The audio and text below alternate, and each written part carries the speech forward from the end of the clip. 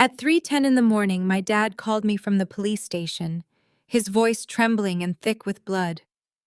"Honey, they are framing me," he whispered.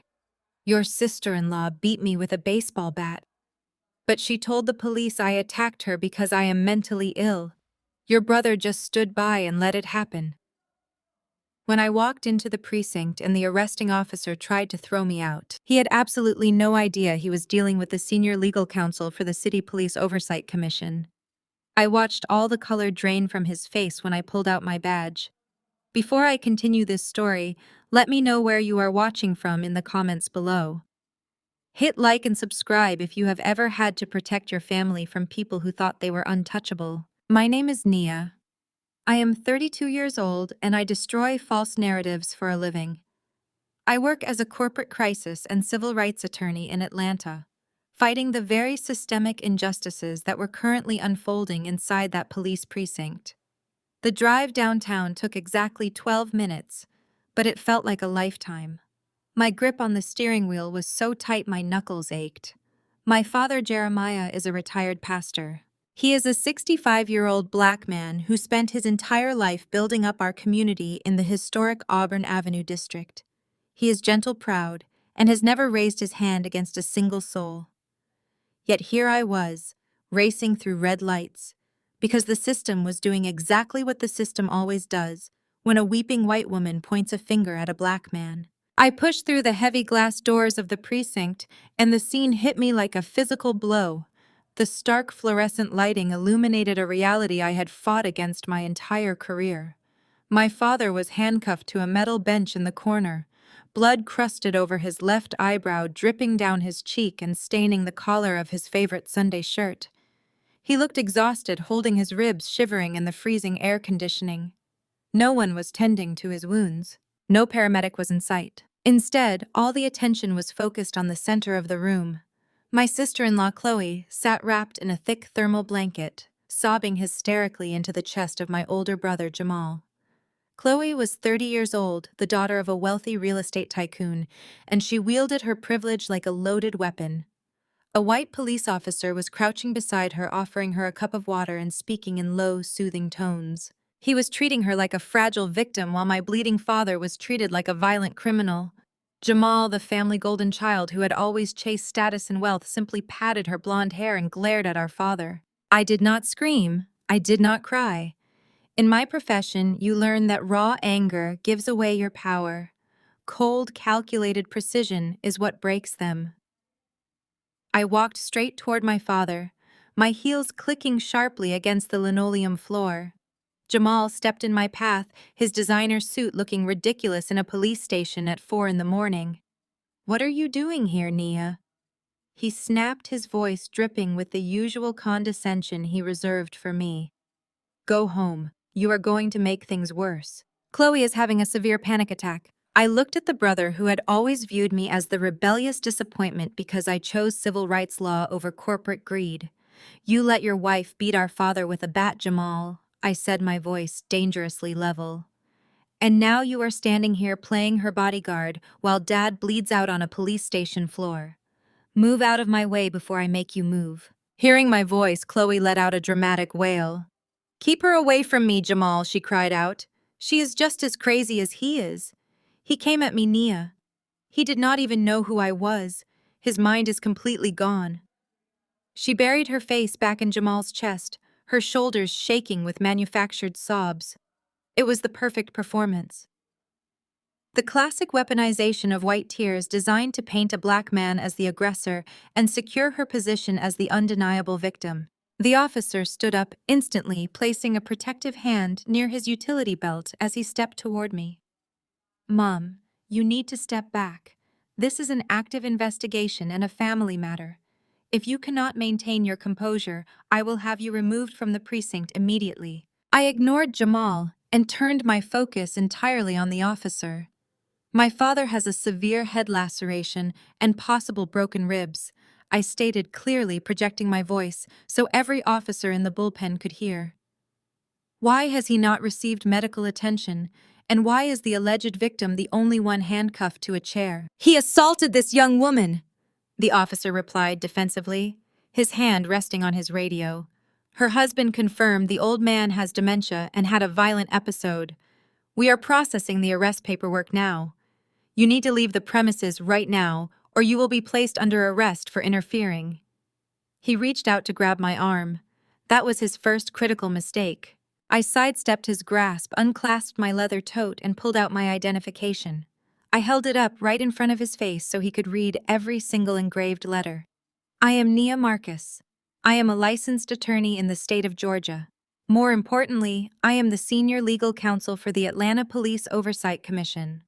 You are currently holding my client, who is also my father, without medical care, based solely on the unverified claims of a woman who has no defensive injuries. While my client is actively bleeding from blunt force trauma, the officer froze. His hand dropped awkwardly to his side. All the color drained from his face so fast he looked physically ill. He stared at the silver shield and the official city credentials that gave me the authority to launch a full investigation into his badge number before the sun even came up. Mom, he stammered, stepping back. I had no idea he was related to someone from the commission. That is exactly the problem, I replied, my voice slicing through the silent room. You did not know who he was, so you assumed he was a threat instead of a victim. I pulled out my phone and dialed a number I knew by heart. It rang twice before a gruff voice answered. Chief. I said, never breaking eye contact with the terrified officer in front of me. I am standing in the 4th precinct. One of your officers has a bleeding 65-year-old man handcuffed to a bench, while the woman who bludgeoned him with a baseball bat is being served spring water. I need an ambulance here immediately. And I need the cuffs taken off my father right now, or my office will be filing a formal civil rights lawsuit against this department by 8 in the morning. The shift in the room's dynamic was instantaneous. The desk sergeant, who had been ignoring the situation, suddenly grabbed his radio and called for paramedics. The officer in front of me scrambled to pull out his keys.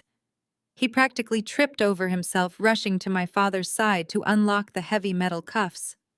Chloe suddenly stopped crying.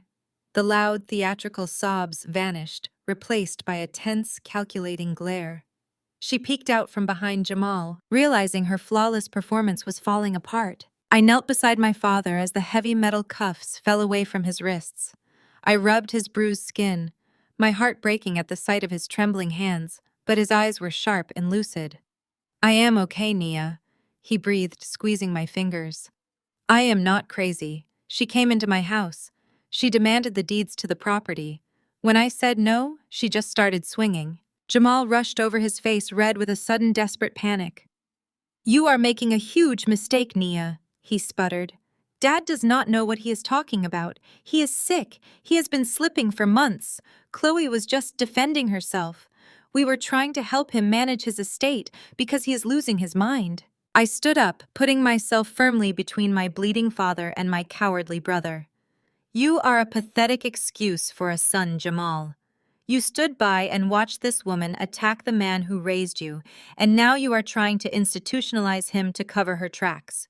Chloe straightened up completely, dropping the blanket from her shoulders. Her voice was no longer that of a terrified victim. It was cold, sharp, and dripping with entitlement. You cannot just come in here and threaten people, Nia. My father is a very powerful man in this city. He has friends in high places.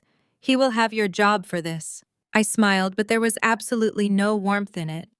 I look forward to meeting him in court, Chloe.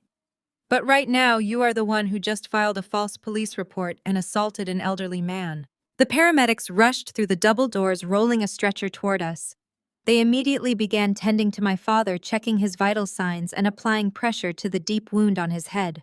I watched as they carefully helped him onto the stretcher, a massive wave of relief finally washing over me. But as they began wheeling my father toward the exit, I picked up his blood-stained coat from the floor. I reached into the inner pocket to grab his reading glasses, but my fingers brushed against a thick, folded piece of paper. I pulled it out and smoothed the creases. The bold black letters at the top made my blood run absolutely cold. It was an involuntary psychiatric admission form fully stamped by a private clinic. Attached to it was a medical power of attorney document. I looked down at the signature line. It was signed by Jamal. He was not just covering up an assault. He had legally signed away our father's freedom before the attack even happened. Jamal grabbed my arm, his grip digging painfully into my skin through the fabric of my blazer. "What exactly do you think you are proving here, Nia?" He spat the words at me, his breath reeking of expensive scotch and sheer panic. "You march in here flashing a piece of metal like you own the place. You are nothing but a lowly lawyer playing dress-up. Do you have any idea who Chloe's family is? The Sterlings own half the commercial real estate in this city. If you embarrass her tonight, if you make this a public spectacle and ruin her family's reputation, her father will pull the funding for my software company before sunrise." I yanked my arm out of his grasp so violently that he stumbled back a step. I smoothed my sleeve, refusing to break eye contact. "You let your wife crack Dad's head open with a baseball bat, and your biggest concern is your startup funding." I stepped closer to him, dropping my voice to a lethal register. "You have spent your entire life trying to buy your way into spaces that do not want you, Jamal. You married into a family that looks at you like a convenient diversity prop. And now you are willing to step over our father's bleeding body just to keep your invitation to their country club. You used Dad's money to fund your fake lifestyle, and now you treat him like garbage." Before Jamal could stammer out a response, a high-pitched shriek echoed across the bullpen. Chloe had thrown herself back onto the metal bench, her hands clutching her chest, as she began to violently hyperventilate. The performance was absolutely flawless.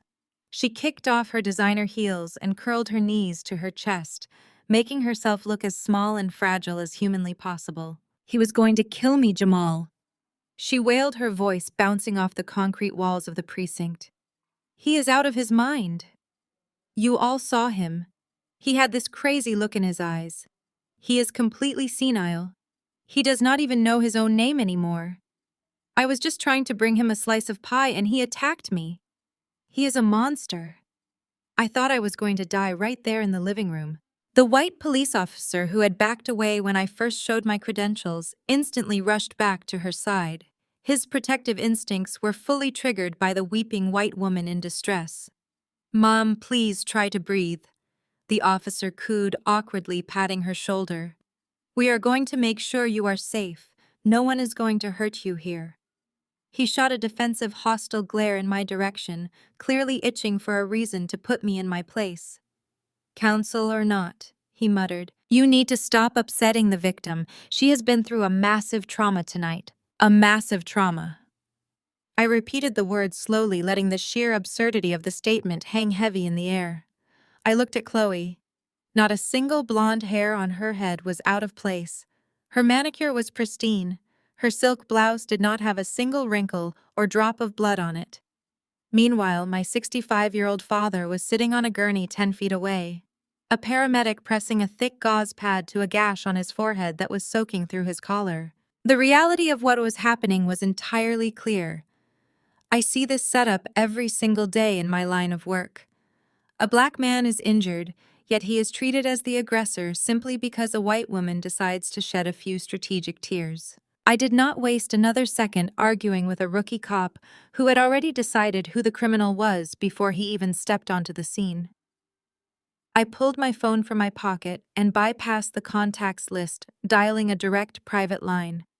The precinct was quiet enough that everyone heard the phone ring twice. "Chief Davis," I said the moment the line connected. My voice was calm, projecting clearly across the entire room. "This is Nia Marcus. I need you to listen to me very carefully. I am standing in the lobby of the 4th Precinct. One of your officers arrested my father, Jeremiah Marcus, a retired community pastor, after he was brutally assaulted in his own home. The assailant is sitting in your lobby right now, wrapped in a blanket and being treated to bottled spring water, while my father is bleeding from blunt force trauma to the head." I paused, making sure the officer in front of me heard every single syllable. "I expect a crime scene unit dispatched to my father's house immediately to secure the baseball bat used in the assault. I expect the body camera footage of the arresting officers to be preserved and uploaded to the oversight server by dawn. And if my father is not cleared to leave this precinct for the hospital in the next 30 seconds, my office will hold a press conference at 8 in the morning announcing a federal civil rights lawsuit against this entire department." The voice on the other end of the line was sharp and commanding. "Hand the phone to the desk sergeant right now, Nia." I walked over to the elevated desk and placed my phone down. The sergeant picked it up, his face draining of color as he listened to his ultimate superior tear into him. "Yes, Chief." "Understood, Chief. Right away, sir." He slammed the receiver down and yelled across the room. "Get the cuffs off the old man completely. Let the paramedics load him up. Now, move it." The atmosphere shifted violently. The paramedics, who had been waiting awkwardly for police clearance, immediately strapped my father onto the gurney and began wheeling him toward the sliding glass doors. I walked alongside him, grabbing his hand. The skin was cold, but his grip was surprisingly strong.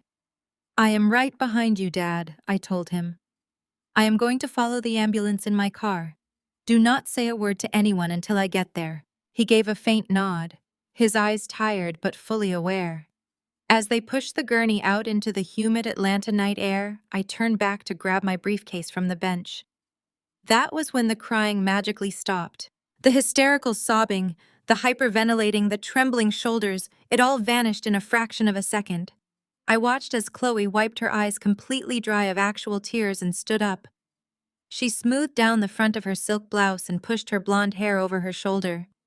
The fragile victim act was gone, replaced by a cold, calculating smirk that chilled me to the bone. She walked toward me, her designer heels clicking sharply on the floor.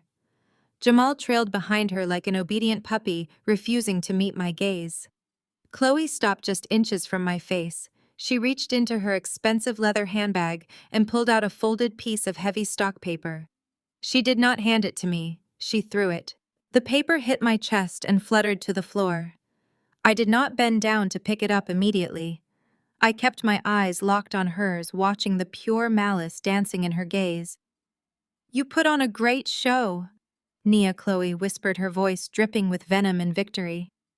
"You really think you are the smartest person in the room because you know how to intimidate a few beat cops. But you are playing checkers while my family plays chess." She leaned in closer, the scent of her expensive floral perfume making me sick to my stomach. "You saved that senile old man from spending the night in a jail cell. Congratulations. But you cannot save him from the psych ward." I stared at Jamal's signature on the medical power of attorney, the ink completely unbothered by the blood soaking the rest of the fabric. This was not a sudden panic over a violent episode. This was a premeditated execution of my father's civil rights. The involuntary psychiatric hold, a 1013 form in the state of Georgia, had a timestamp from yesterday afternoon.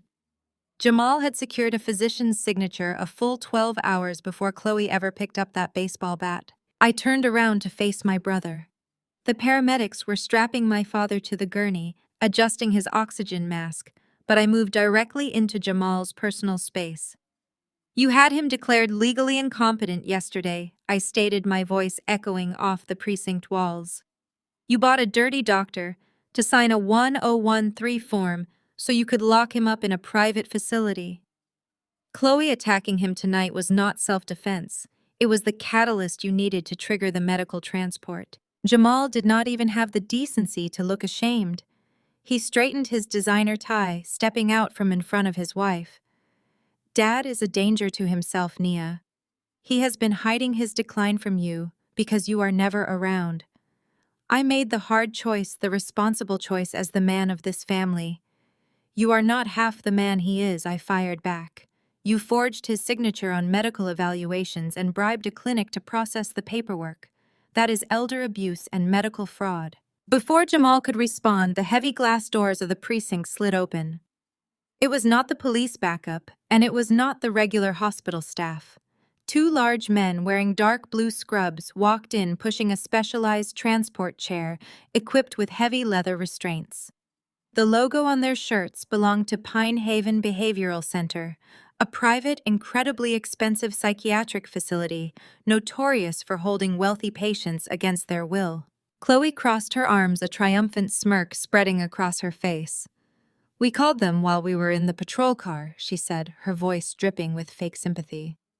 "They are going to take him somewhere nice, Nia, somewhere he cannot hurt anybody else." One of the transport orderlies approached the city paramedics, who were currently stabilizing my father's neck. "Excuse us," the orderly said, flashing a clipboard. We have a valid power of attorney and an active 1013 hold for Jeremiah Marcus. We will be taking over the patient's transport to a specialized psychiatric unit. The city paramedics paused, looking confused. They glanced at the paperwork the orderly shoved in their faces. In the state of Georgia, an active 1013 form, paired with a medical power of attorney, gives private medical contractors the absolute right to bypass emergency rooms and take custody of a patient. Jamal had planned this perfectly. Once they got my father behind the locked doors of Pine Haven, he would be heavily medicated, completely stripped of his communication rights, and entirely under Jamal's legal control. "You cannot interfere with this," Nia Jamal said, a sickeningly confident grin breaking through his earlier panic. "I am his legal guardian now. The state recognizes my authority. Step aside and let the professionals do their job." I looked at my brother, then at his smirking wife, and finally at the two large men moving aggressively toward my bleeding father. They thought they had backed me into a corner. They thought a piece of paper signed by a corrupt doctor was going to override my authority. I did not argue with the orderlies. I simply pulled out my phone and accessed the expedited judicial portal on my home screen. As the senior legal counsel for the Oversight Commission, I am required to carry a direct emergency line to the on-duty Superior Court judge for warrants and civil rights interventions. I tapped the screen, uploading a high-resolution photo of my father bleeding in handcuffs. Alongside a digital copy of the police report I had just forced the desk sergeant to file regarding the assault. The orderlies grabbed the rails of my father's gurney. "Ma'am, you need to clear the way," the larger one barked. "Do not touch that gurney," I commanded. My voice cracked like a whip, causing the entire room to freeze. Jamal let out a loud theatrical sigh. "Nia, stop embarrassing yourself. You are a lawyer. You know how a POA works. You have no jurisdiction here." I stared directly into Jamal's eyes as I hit send on the digital petition. "I know exactly how a POA works, Jamal. I also know how an emergency ex parte injunction works." My phone vibrated in my palm less than 10 seconds later. I held up the glowing screen for the orderlies to see. The digital seal of a Fulton County Superior Court judge glowed brightly at the top of the PDF. "This is a court-ordered emergency injunction overriding your medical power of attorney due to an active criminal investigation of elder abuse and attempted homicide.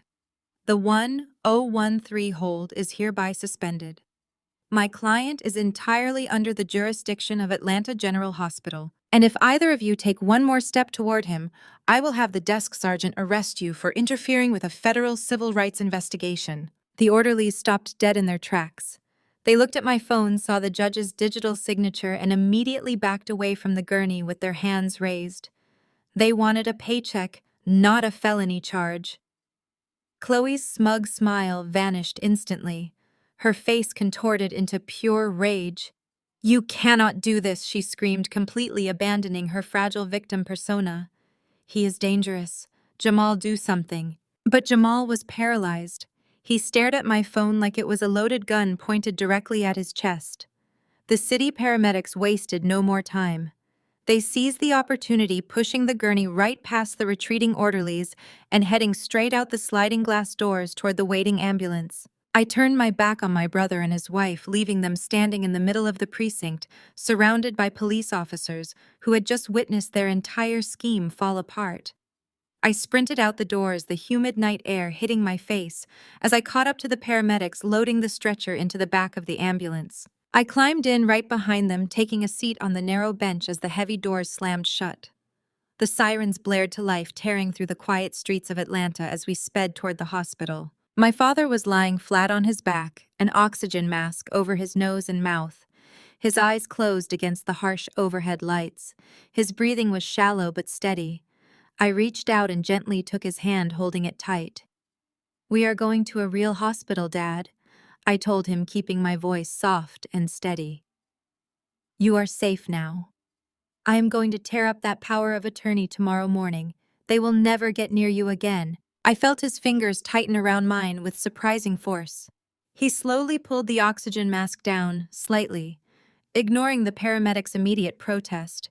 His chest heaved as he struggled to speak, his eyes locking onto mine with an intensity that sent a chill straight down my spine. Nia. He wheezed, his voice raspy and desperate. You have to listen to me. This was never about putting me in a facility. I squeezed his hand. I know, Dad. They wanted to cover up the assault. They wanted to silence you. He shook his head weakly, a fresh drop of blood slipping past the bandage on his forehead. No, he whispered, coughing violently before catching his breath. They do not want to lock me up. They want the land. They want your grandmother's property on Auburn Avenue. I froze. The historic Auburn Avenue estate. It was a massive multi-acre lot right in the middle of the most aggressively gentrifying district in the city. My grandmother had left it entirely to him, and developers had been circling like vultures for the past decade, offering ridiculous sums of money that my father had always flatly refused. Jamal had the papers in his briefcase. My father continued, his voice dropping to a harsh whisper as the ambulance swerved around a corner. He brought Chloe to the house tonight to force me to sign the transfer deeds to her father's company. When I refused, they pulled out that psychiatric form. They told me I could either sign over the multi-million-dollar property or they would declare me legally incompetent and take it anyway. When I reached for the phone to call you, Chloe picked up the bat. I sat back on the hard metal bench, the full magnitude of their betrayal crashing over me. This was not a panicked reaction. This was a multi-million-dollar hostile takeover orchestrated by my own flesh and blood. Jamal was willing to sell out our family's legacy and institutionalize his own father just to secure his position in Chloe's wealthy white family. A cold, dangerous calm washed over my entire body. I looked down at my father, his tired eyes pleading with me to protect the only thing our ancestors had left us. Do not worry, Dad, I said, my voice eerily quiet over the blaring sirens. They think they just lost a battle at the precinct. They have no idea I am about to burn their entire war to the ground. The ambulance tires screeched to a halt outside the emergency room bays at Atlanta General Hospital. I watched the medical team rush my father through the sliding glass doors, his blood still stark against the pristine white sheets of the gurney. The attending trauma doctor immediately ordered a CT scan and began prepping him for 12 stitches across his forehead. I stood in the sterile hallway, my hands trembling slightly as the adrenaline from the police station began to metabolize into a cold, hard focus. Jamal and Chloe wanted a war over the Auburn Avenue estate, and they were willing to spill our father's blood to get it. I was pulling out my phone to contact my private investigators when the emergency room doors slammed open. My mother, Beatrice, stormed into the waiting area. She was fully dressed in a tailored navy suit and pearls, her hair perfectly styled despite the fact that it was nearly 5 in the morning. Jamal and Chloe trailed right behind her like shadows. They had clearly gone straight to our family home to fetch her, spinning their own twisted narrative before I even had a chance to speak. I stepped forward, expecting to see terror and concern in a wife's eyes. I expected her to ask about my father's condition. I opened my mouth to tell her he was going to be okay, that he was getting stitched up just down the hall. I never got the words out. Beatrice marched directly up to me, raised her hand, and slapped me across the face with such force that my head snapped to the side. The sharp crack echoed down the quiet hospital corridor. A passing nurse stopped dead in her tracks, eyes wide, but I held up a hand to signal I did not need intervention. The sting burned across my cheek, but the physical pain was nothing compared to the absolute betrayal radiating from my mother's glare. Are you trying to destroy this family, Nia? My mother hissed, stepping so close I could smell the expensive mints she always chewed. Her voice was a low, venomous vibration that demanded submission. What is wrong with you? You marched into a police station and humiliated your brother in front of the entire department. You undermined his authority as the man of this house. I stood frozen, tasting copper where my teeth had caught the inside of my cheek. He tried to have his own father committed to a psychiatric ward, Mom, I said, my voice dangerously calm. He stood there while his wife beat your husband with a baseball bat. Dad is 30 feet away from you, getting his skull stitched back together, and you are worried about Jamal being humiliated. My mother did not even glance toward the trauma bays. She did not look through the glass where her husband of 40 years was lying bruised and battered. Instead, she turned around and reached out her hands toward Chloe. Chloe stepped forward, burying her face in her hands, squeezing out a fresh batch of completely fake tears. She held out her left arm, displaying a microscopic, barely visible red scratch near her wrist. It was a scratch she likely gave herself in the police car just to have something to show. "Oh, you poor sweet girl," my mother cooed, her voice instantly transforming from venom to dripping honey. She gently stroked Chloe's arm as if it were a mortal wound. "I am so terribly sorry for what you had to go through tonight, Chloe. Please, you must forgive Jeremiah. His mind is just completely gone.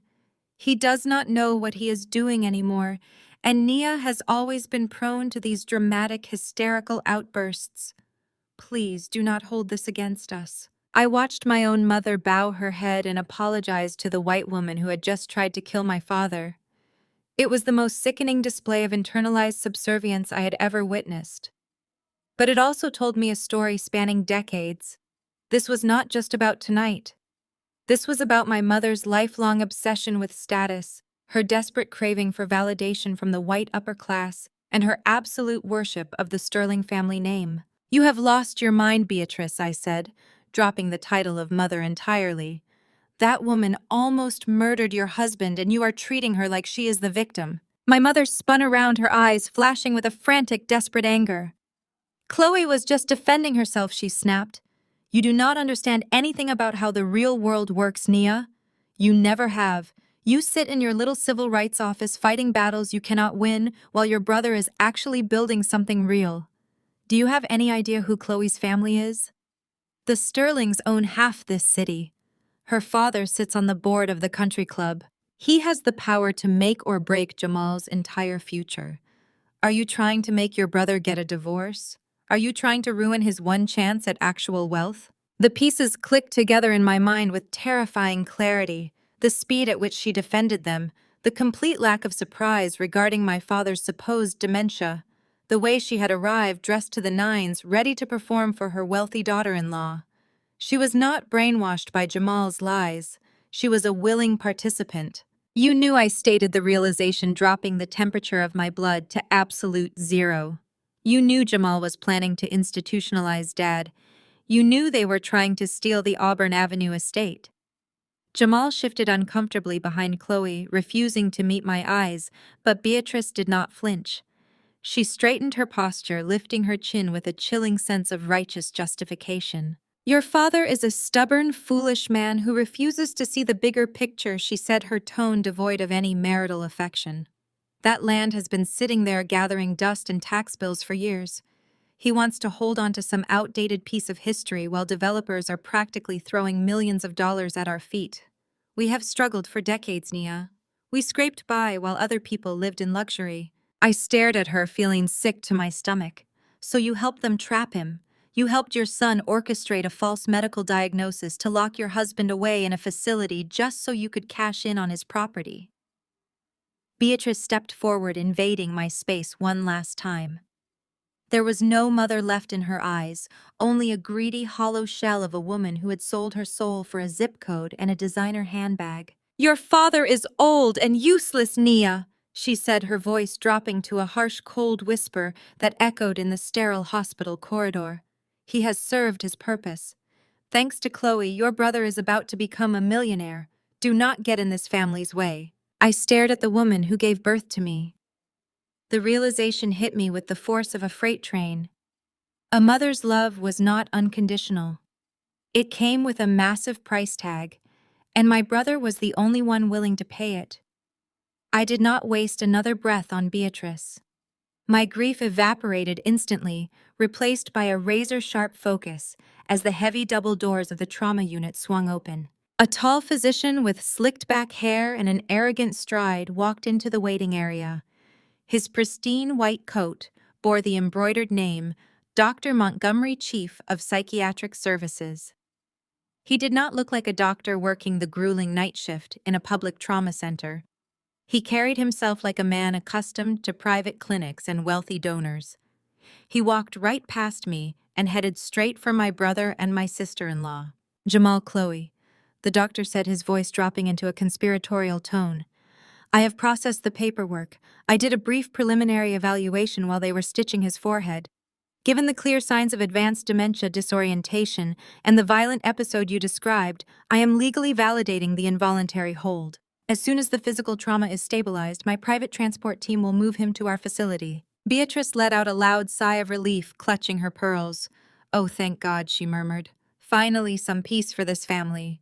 You will do absolutely no such thing, Doctor, I said, stepping directly into the center of their little circle. Dr. Montgomery blinked, looking at me as if I were a piece of trash that had somehow blown into his sterile hospital. Excuse me, he said, drawing himself up to his full height. This is a private medical discussion with the patient's legally appointed guardians. Security can escort you out if you cannot respect hospital policy. I did not back down an inch. I am Nia Marcus. I am the patient's daughter, and more importantly, I am a civil rights attorney who specializes in medical fraud. I pointed a perfectly manicured finger directly at the clipboard in his hands. I suggest you listen to me very carefully before you end up facing a federal grand jury. Jamal scoffed, rolling his eyes. Do not listen to her, doctor. She is just throwing a tantrum. My wife and I have the medical power of attorney. You have your orders. I ignored my brother entirely, keeping my eyes locked on the physician. Dr. Montgomery? I began, my voice cold and precise. You just stated that you validated a dementia diagnosis after a brief preliminary evaluation on a patient suffering from acute head trauma, blood loss, and shock. Under Title 37 of the Georgia Code, an involuntary psychiatric hold requires a comprehensive neurological workup to rule out physical trauma as the cause of disorientation. But you did not do a neurological workup, did you? The doctor's arrogant posture faltered slightly. He shifted his weight, his grip tightening on his clipboard.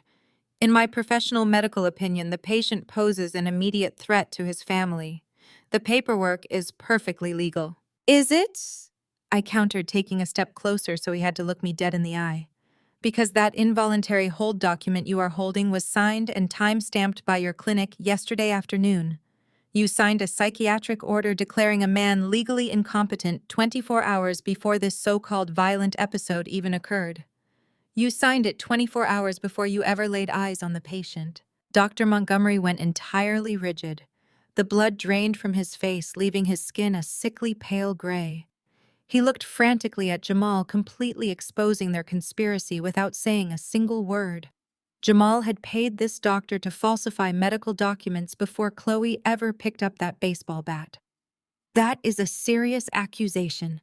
Dr. Montgomery stammered, his confident medical persona crumbling into pieces. It is not an accusation, it is a proven fact, I stated, pulling my phone from my pocket. And it gets much worse for you. I ran a background check on your private behavioral clinic while I was following the ambulance. Your facility receives substantial funding from a real estate development group owned by the Sterling family. I gestured toward Chloe, who was suddenly glaring daggers at the doctor. So let us review the facts. You accepted financial incentives from this woman's family to falsify psychiatric documents, thereby stripping a black man of his civil rights and his property. That crosses the line from state medical malpractice into a federal conspiracy to commit wire fraud and elder abuse. Chloe stepped forward, dropping her fragile victim act entirely. Dr. Montgomery, she hissed, her voice sharp and threatening. My father pays the lease on your entire building.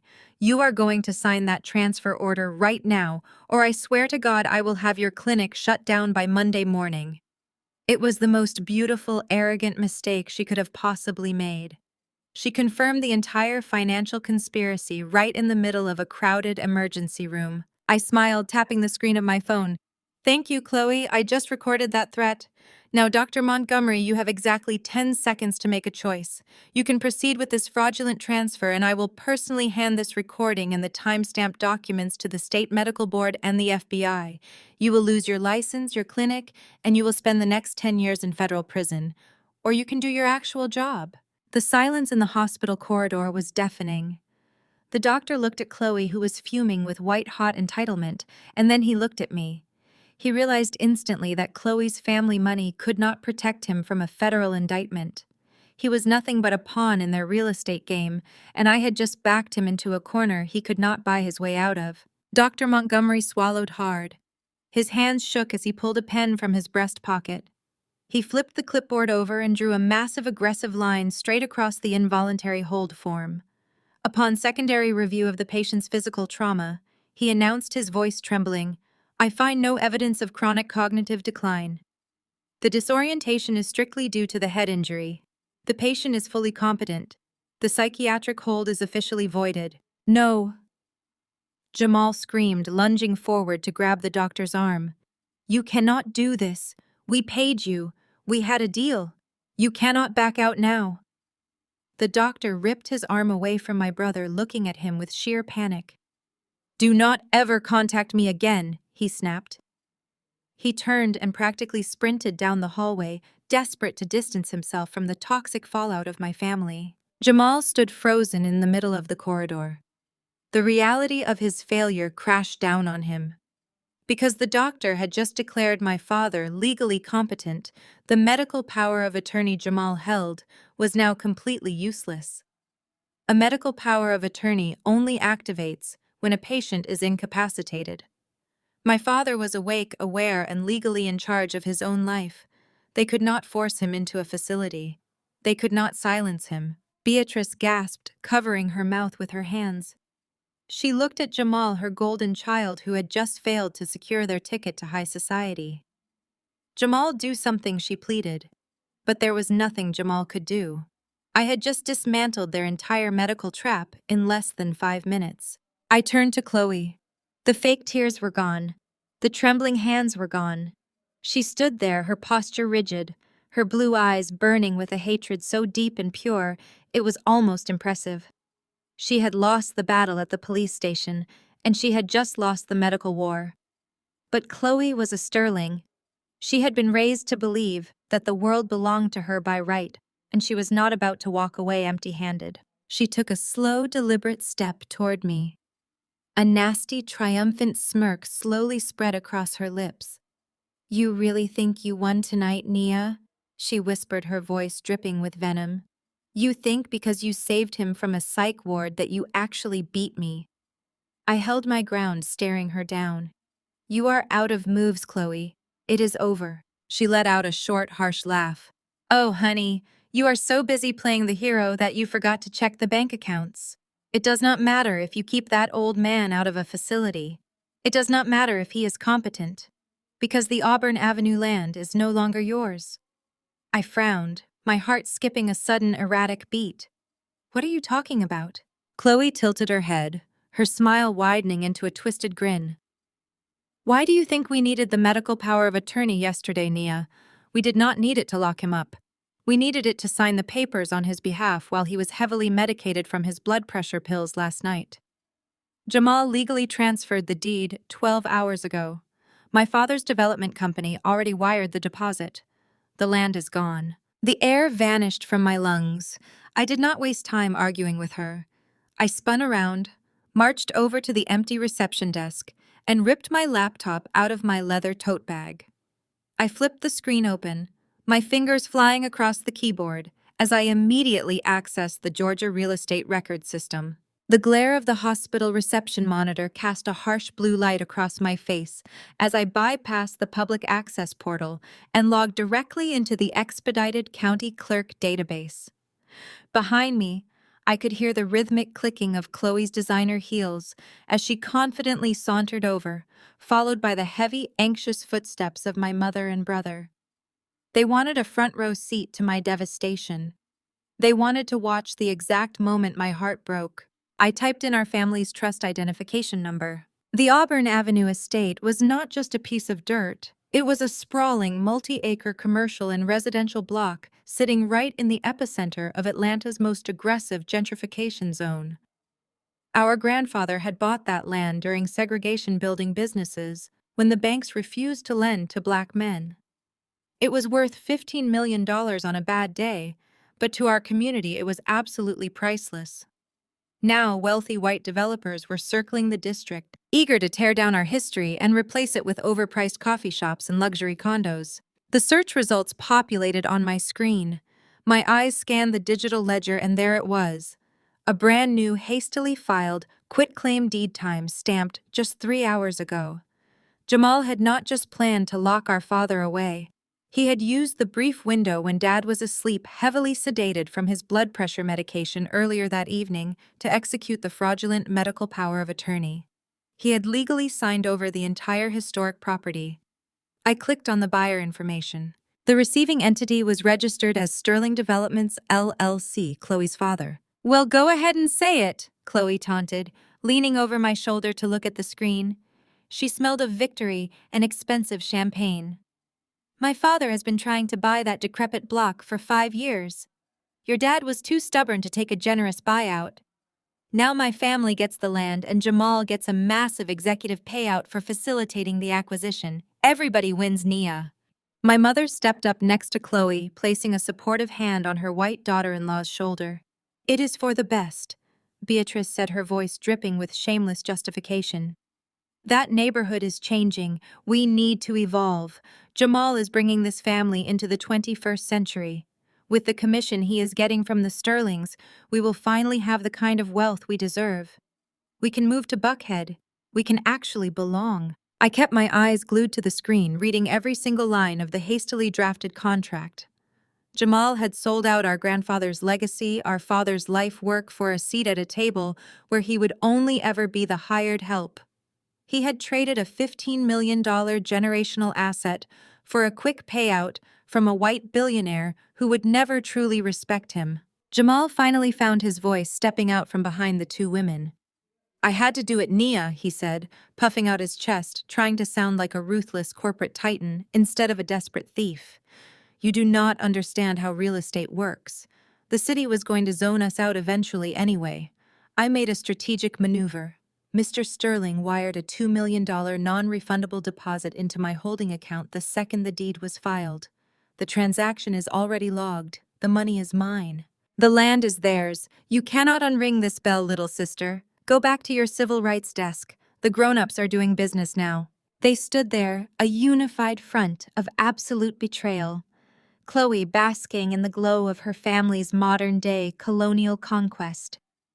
Beatrice completely blinded by the illusion of high society inclusion, willing to trade her husband's sanity for an invitation to a country club.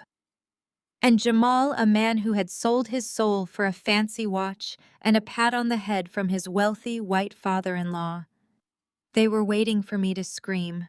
They were waiting for me to cry, to throw a hysterical fit right there in the emergency room, validating every negative stereotype they secretly held against me. I looked at the bold green text at the bottom of the county clerk's portal. It read, "Transaction completed. Funds transferred." I closed the laptop.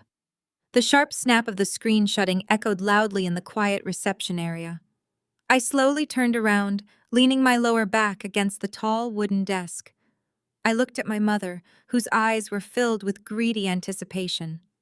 I looked at Chloe, who was already mentally picking out the bulldozers to demolish our family home. And finally, I looked at Jamal, who was desperately trying to mask his cowardice with a smug grin. I did not panic. I did not shed a single tear. Instead, I felt a slow, dark smile spread across my face. It was the kind of smile that makes predators realize they are actually the prey. I tilted my head, looking my brother dead in the eyes.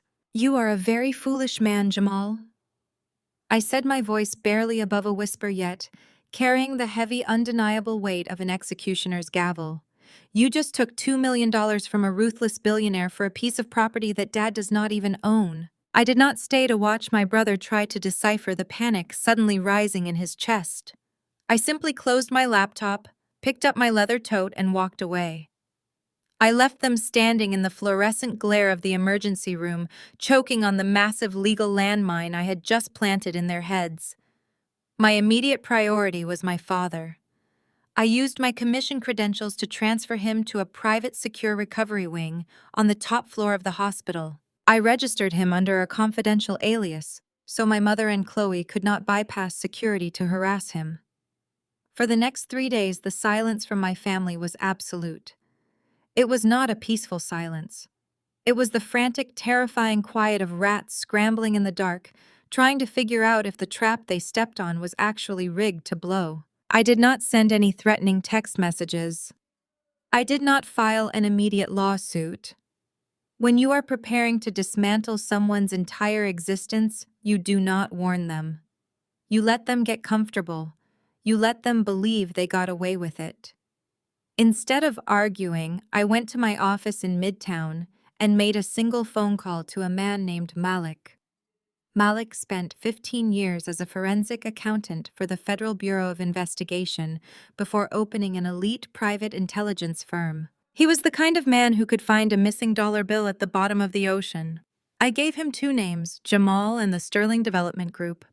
I told him I wanted every bank statement, every tax return, and every hidden corporate asset ripped wide open. The psychological warfare began to take its toll on my brother by the end of the week.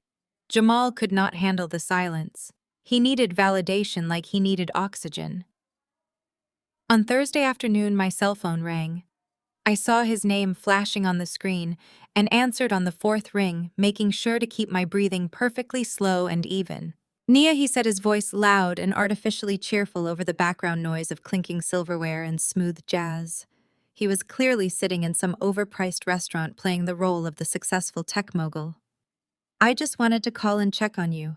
You looked pretty unhinged at the hospital the other night. I wanted to make sure you were not having a breakdown after that little bluff you tried to pull. I leaned back in my desk chair, staring out the floor-to-ceiling windows of my office. I am perfectly fine, Jamal. I am just busy working. Working, he scoffed, the familiar condescension dripping from every word. You mean doing pro bono work for people who cannot even afford to pay your parking tickets? You really need to elevate your mindset, little sister. You have spent your whole life fighting these angry, bitter battles trying to prove some kind of point to mom and dad. Meanwhile, I am actually building a legacy. In fact, I am looking at my wrist right now. I just bought myself a platinum Rolex President. $40,000 in cold, hard cash. Consider it a reward for my business acumen. He took a sip of whatever expensive liquor he was drinking. The ice clinked loudly against the glass. You see, Nia, this is what real power looks like. The Sterlings invited me to their private box at the country club tomorrow. My father-in-law introduced me to a state senator this morning. We are operating on a completely different level now. I know you were trying to scare me in the emergency room with that cryptic comment about the land, but my lawyers checked the county records. The deed transfer went through perfectly. The deposit cleared. You have nothing.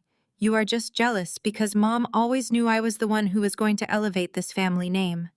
You can stay in your little civil rights bubble, but do not ever try to threaten my success again. I let him finish his entire monologue. I let him bask in his delusion. I knew exactly why he bought that watch. He bought it because he grew up in a working-class black neighborhood, and he spent his entire adult life feeling inferior to his wealthy white in-laws. He needed a $40,000 piece of metal on his wrist to convince himself that he actually belonged at their dinner table. He was a small, insecure boy wearing a costume paid for with stolen money. "Enjoy the watch, Jamal," I said, my voice completely devoid of emotion. "Just make sure you keep the receipt." I ended the call and tossed my phone onto the desk. Less than an hour later, the heavy glass door of my office swung open. Malik walked in wearing his signature tailored charcoal suit. He did not say a word as he crossed the room and dropped a massive red classified folder onto my glass desk. The thud echoed in the quiet office. "You were right," Malik said, taking a seat opposite me. "The Sterling family is not just a real estate empire. They operate a network of predatory lending companies disguised as venture capital firms. They target minority-owned businesses, offer them massive loans with toxic interest rates, and then seize their commercial assets when the businesses inevitably default." I opened the folder, my eyes scanning the heavily redacted financial documents Malik had managed to unearth. "What about my brother?" I asked, flipping to the second section of the dossier. Malik leaned forward, steepling his fingers. "Your brother is putting on the performance of a lifetime. His software startup is a complete ghost town. He has 0 active clients and 0 revenue. He burned through his initial investment capital 2 years ago, trying to maintain a luxury lifestyle to impress his wife's family. Jamal is not a successful tech CEO, Naya. His company is currently carrying $4.5 million in toxic debt. He has defaulted on 3 separate commercial loans in the last 6 months. I stared at the financial statements in absolute disbelief. The numbers were catastrophic. Jamal was not just broke, he was facing total financial ruin. The $2 million deposit he received from stealing our father's land was not a strategic business move to expand his empire. It was an act of pure desperate survival. He was drowning, and the water was already over his head. Look at the creditor holding his largest debt. Malik pointed to a highlighted line on the 3rd page. I traced my finger across the document. The primary lender holding the lien on Jamal's failing business was a subsidiary corporation fully owned by Chloe's father. The realization hit me like a physical strike to the chest. The Sterlings were not welcoming Jamal into their high society family. They were using him. They had intentionally funded his failing business, intentionally let him drown in debt, and then used that debt as leverage to force him to steal the Auburn Avenue property from our father. Chloe did not marry Jamal because she loved him. She married him because he was the weak, insecure Trojan horse her father needed to infiltrate our family and steal a $15 million piece of historic black real estate. I closed the folder, a dark, dangerous energy settling deep into my bones. Jamal thought he was playing chess with billionaires, but he was nothing more than a pawn being sacrificed on their board. He had sold out his own blood for a platinum watch and a fake seat at a table where he was actually the main course. Thank you, Malik, I said, locking the dossier inside my desk drawer. It is time to let them dig their graves a little deeper. I thought the dossier was the final piece of the puzzle, but Malik did not stand up to leave. Instead, he reached into the inner breast pocket of his suit and pulled out a small encrypted silver flash drive. He set it gently on the glass surface of my desk, right next to the financial records that proved my brother was a completely broke, desperate fraud. My cyber team went a little deeper than just corporate tax returns, Malik said, his voice dropping an octave. We managed to bypass the 2-factor authentication on your sister-in-law's cloud storage. She backed up her phone 3 hours ago. You are going to want to read the group chat she shares with her friends back in Buckhead. I picked up the drive. It felt unnaturally heavy in my palm. I plugged it into my secure terminal and opened the extracted text files.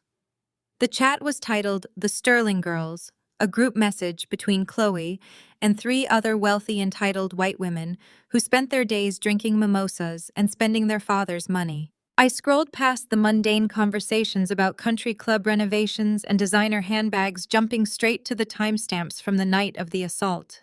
What I read made the blood freeze solid in my veins. The sheer, unadulterated malice radiating from the screen was suffocating. Chloe had texted the group at 2 in the morning, right before she picked up the baseball bat. The message read, I am so sick of dealing with Jamal's ghetto family. We have to throw this senile old black man in an asylum tonight so Jamal and I can finally liquidate that dirt patch on Auburn Avenue. He is just a stubborn relic standing in the way of my father's development project. One of her friends had replied asking if the old man was going to fight back, warning Chloe to be careful, because the neighborhood was dangerous. Chloe's response was a masterclass in the weaponization of race. She had typed, "Let him try to fight back.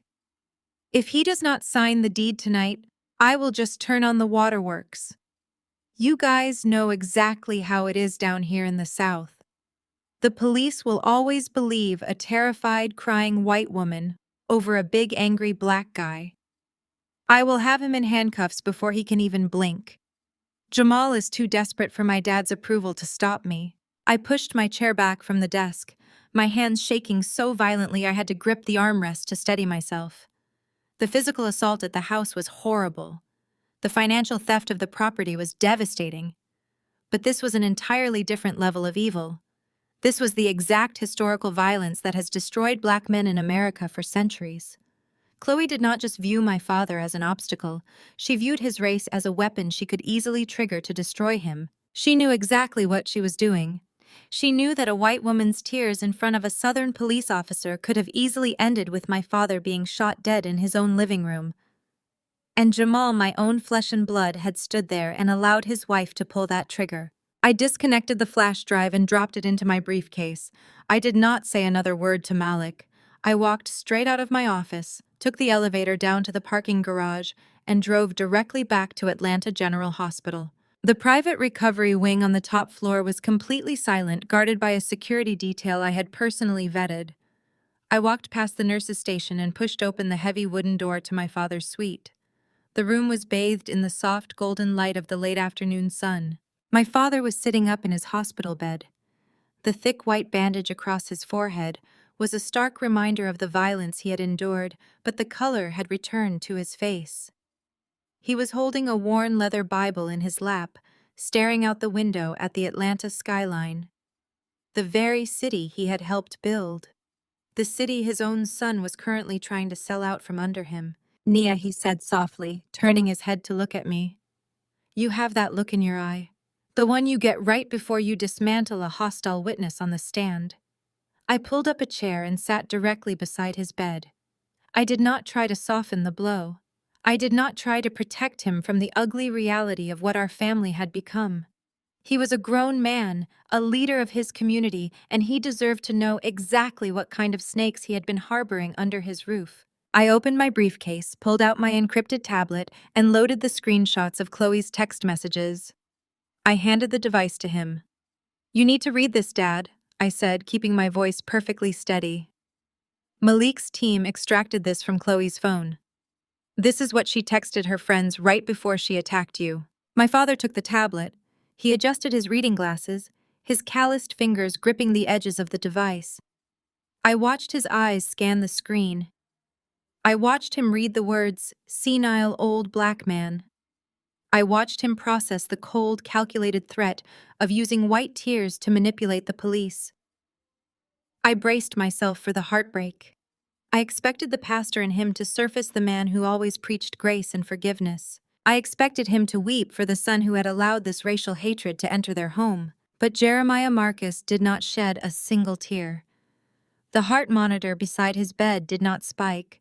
His breathing did not hitch. Instead, a profound, terrifying stillness washed over him. The gentle, forgiving pastor evaporated, leaving behind a man who had grown up during the civil rights movement, a man who had faced down police dogs and water hoses to secure his place in this world. He slowly lowered the tablet and placed it on the bedside table. He took off his reading glasses and folded them with meticulous precision. He looked out the window again, his jaw set in a hard, unbreakable line. "I raised that boy to be a king," my father said, his voice dropping into a low, resonant baritone that filled the entire room. I worked my fingers to the bone so he would never have to bow his head to anyone, and he invited a woman into my home who views my blackness as a weapon she can use to execute me. He watched her try to lynch me with a police badge just so he could wear a fancy suit and pretend he belongs to her father. He turned to look at me, and the sheer, unyielding power in his eyes took my breath away. There was no sorrow left. There was only the cold, hard clarity of a patriarch who realizes a diseased branch must be severed to save the rest of the tree.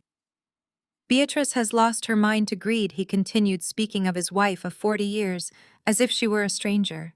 "She would rather see me locked in an asylum than lose her invitation to the country club. They have both made their choices. They chose the illusion of white wealth over their own blood." He reached out and wrapped his large, warm hand around mine. His grip was absolute iron. He did not look like a victim recovering in a hospital bed. He looked like a general preparing for war. "You told me they filed a fraudulent deed to transfer the Auburn Avenue estate," he stated. "Yes," I replied. "Jamal signed it over to Sterling Developments using the fake power of attorney. They think they have won. They think you are neutralized and the land is theirs. They are parading around the city right now, celebrating their victory." My father nodded slowly. A deep, formidable calm settled over his features. He squeezed my hand, his eyes locking onto mine with a fierce, uncompromising resolve. "Then let them celebrate, Nia. Let them put on their fancy clothes and clink their champagne glasses. Let them think they have conquered the old man." He leaned back against his pillows, the corners of his mouth turning up into a grim, knowing smile. "It is time to teach them a lesson." I stepped out of my father's hospital suite, the heavy wooden door clicking shut behind me. The hallway was quiet, save for the rhythmic beeping of cardiac monitors from the adjacent rooms. I had just watched my father, a man who had spent his entire life preaching forgiveness, firmly close the book on mercy. He had given me the green light to burn his own son and wife to the ground. My blood felt like ice water. I was no longer just an attorney defending a client. I was an executioner preparing the gallows. My cell phone vibrated violently against my palm. I glanced down at the glowing screen. The caller ID read, Beatrice. I did not have her saved as Mom. I had stripped her of that title years ago, right around the time she skipped my law school graduation to attend a silent auction with Jamal and his wealthy fraternity brothers. I swiped the screen and brought the phone to my ear, keeping my breathing perfectly measured. Nia Beatrice barked, skipping any form of greeting. Her voice was sharp, fast, and entirely devoid of the panicked desperation she had displayed in the emergency room. She sounded like a woman organizing a corporate merger, not a wife whose husband had just received 12 stitches. I am calling to give you strict instructions regarding next weekend. I leaned against the cool plaster wall of the hospital corridor, crossing my ankles. I am listening, Beatrice. Next Saturday is the 40th wedding anniversary for your father and me, she announced, her tone dripping with manufactured grandeur. Jamal and Chloe are hosting a massive celebration for us at the Waldorf Astoria in Buckhead. It is going to be an exclusive black tie affair. The entire Sterling family will be in attendance. Chloe's father has invited several city council members, real estate moguls, and the board of directors from the country club. It is the most important social event this family has ever been a part of. I stared at the sterile white ceiling tiles above me, completely baffled by the sheer magnitude of her delusion. Your husband is currently lying in a hospital bed with a fractured skull because your daughter-in-law beat him with a baseball bat, I replied, my voice dangerously flat. And you are planning a ballroom gala. Beatrice let out a harsh, dismissive scoff. Oh, stop being so dramatic, Nia. Your father is being discharged on Thursday. The doctors assured us he will be perfectly fine to sit in a wheelchair for a few hours. Jamal has already arranged for a private nurse to administer a mild sedative before the event. We are going to present it as a touching tribute to a man struggling with his cognitive decline. It will garner absolute sympathy from the Sterlings. It shows that our family is united, resilient, and ready to step into the upper echelon of Atlanta society. The sickness in my stomach twisted into pure, unadulterated rage. She was not just complicit in the theft of his property. She was actively participating in his public degradation. She was willing to drug her own husband, parade him around in a wheelchair like a broken, senile prop, all to secure the pity and approval of the wealthy white family that was actively stealing from them. And where do I fit into this little theatrical production of yours, I asked. You do not, she snapped instantly. That is exactly why I am calling. You are explicitly forbidden from attending this anniversary gala, Nia. I have already instructed the hotel security to deny you entry at the door. Is that so? I am not going to let you ruin this for... Jamal. Beatrice hissed, the venom finally bleeding through her refined facade. You have always been completely unhinged. You are loud, you are abrasive, and you carry this ridiculous aggressive civil rights chip on your shoulder everywhere you go. You do not know how to behave around people of their caliber. The Sterlings are sophisticated generational wealth. They do not want to be lectured by some militant, angry black woman in a cheap business suit. If you show up, you will embarrass us. You lack the class to sit at a table with these people, and I will not have you making my family look like ghetto trash in front of our new in-laws. Her words were designed to cut to trigger the deep childhood wounds she had spent decades carving into my psyche. Growing up, I was always too dark, too outspoken, too natural, while Jamal was the handsome, compliant golden boy who knew how to code switch and bend the knee. She expected me to yell. She expected me to cry.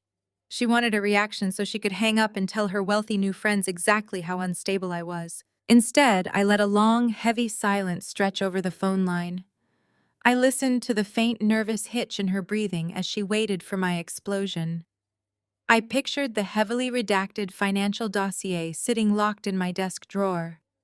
I pictured the wire fraud evidence, the extortion trap Jamal had walked into, and the absolute destruction waiting for the Sterling family the second I pulled the trigger.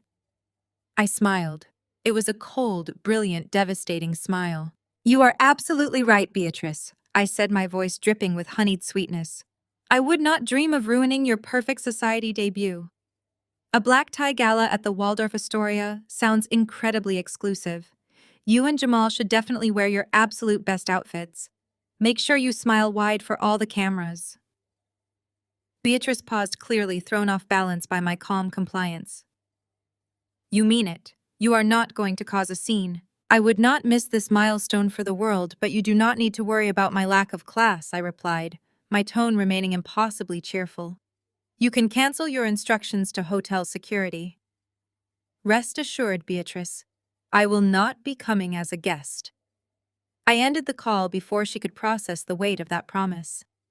I pulled the phone away from my ear, staring at the darkened screen for a fraction of a second before dialing a new number. Malik answered on the first ring. "Are the financial trap wires fully primed?" I asked, pushing off the hospital wall and striding purposefully toward the elevator banks. "Every single account is locked, loaded, and waiting for your command." Malik replied, his voice a low, steady rumble of efficiency. "Jamal's shell company is completely boxed in. The Sterlings have no idea they are holding fraudulent deeds. We have 3 federal agents from the White-Collar Crime Division on standby. They have reviewed the wire fraud evidence and the extortion texts. They are just waiting for the green light." The elevator doors slid open with a soft chime. I stepped inside and pressed the button for the lobby. The mirrored walls of the elevator car reflected a woman who was done playing defense. "Give them the green light," I commanded. "Tell the agents to suit up. They are throwing a massive party at the Waldorf Astoria next Saturday. The entire Sterling family will be there alongside my brother and my mother. I want them all corralled in one room. We are going to drop the hammer in front of every single billionaire and politician they have ever tried to impress." "Understood," Malik said. "I will start tightening the noose immediately." I hung up the phone as the elevator descended. The knot of anxiety that had lived in my chest since 3 in the morning completely dissolved. Beatrice thought she was locking me out of high society. She had absolutely no idea she had just built a beautiful glittering cage, locked herself inside with a pack of rabid wolves, and handed me the only key. She wanted a performance to remember for her 40th anniversary. I was going to give her a show that would echo through Atlanta for the next 100 years. The grand ballroom of the Waldorf Astoria was dripping in crystal and hypocrisy. From my vantage point in the darkened mezzanine overlooking the main floor, I had a perfect, unobstructed view of the entire circus my mother had orchestrated. Waiters in pristine white tuxedos glided across the marble floors, carrying silver trays of caviar and vintage champagne. A string quartet played softly in the corner, providing a sophisticated soundtrack to the absolute destruction of our family legacy. My mother, Beatrice, was in her element. She wore a custom emerald green evening gown that cost more than my first car, her neck heavy with rented diamonds. She fluttered from table to table, laughing too loudly and touching the arms of wealthy white politicians and real estate moguls she had never met before tonight. She was desperate to prove she belonged in this room. She wanted these people to look past her blackness and see only the wealth she was currently projecting. But the true sickness of the evening was concentrated at the head table. There sat Chloe, draped in a sheer silver dress, playing the role of the devoted, angelic daughter-in-law. Every time a society photographer walked by, Chloe would lean over and gently pat the hand of the man sitting in the wheelchair beside her. That man was my father. Jamal had dressed our dad in a sharp tuxedo, but the dignity stopped there. They had hired a private uniformed nurse to stand directly behind his wheelchair, turning him into a living, breathing medical prop. The thick white bandage from the baseball bat attack was clearly visible across his forehead. Jamal had instructed the nurse to administer a mild sedative right before the party started, just enough to make his eyes droop and his posture slump. They needed him to look docile. They needed him to look legally incompetent, so no one in that room would question why his son was suddenly in charge of his multi-million-dollar estate. I watched Chloe lean in and whisper to a wealthy socialite passing by their table. It breaks my heart to see him like this, Chloe said, her voice carrying up to the mezzanine perfectly. The dementia makes him so confused and prone to falling. He took a terrible tumble down the stairs earlier this week. Jamal and I have practically moved in just to make sure he does not hurt himself again. The socialite gasped, pressing a hand to her pearls, and told Chloe she was an absolute saint for taking on such a heavy burden. Chloe just smiled modestly and took a sip of her champagne. The audacity of the woman who had bludgeoned my father to sit there and farm sympathy points from his injuries made my blood run entirely cold. But the real star of Jamal's twisted fantasy was Charles Sterling, Chloe's father. Mr. Sterling held court at the center of the head table like a feudal lord surveying his newly conquered territory. He had the kind of aggressive, leathery tan that comes from exclusively vacationing on private yachts. He spoke loudly, completely dominating every conversation, while Jamal sat next to him, nodding vigorously at every mediocre point the billionaire made. Jamal had completely abandoned his actual voice. He was code-switching so hard, he sounded like a completely different person, laughing at Sterling's jokes and fetching him fresh drinks like a glorified intern. "You know, Jamal," Mr. Sterling bellowed, slapping my brother hard on the back. "It takes a smart man to realize when a neighborhood has run its course. That Auburn Avenue district is nothing but blight and decay now. It is a shame what happened to those old historic blocks, but nostalgia does not pay the bills. It takes real capital to clean up a mess like that. You made the right choice handing the reins over to the experts. We are going to bulldoze those outdated brick buildings and put up a beautiful luxury retail center.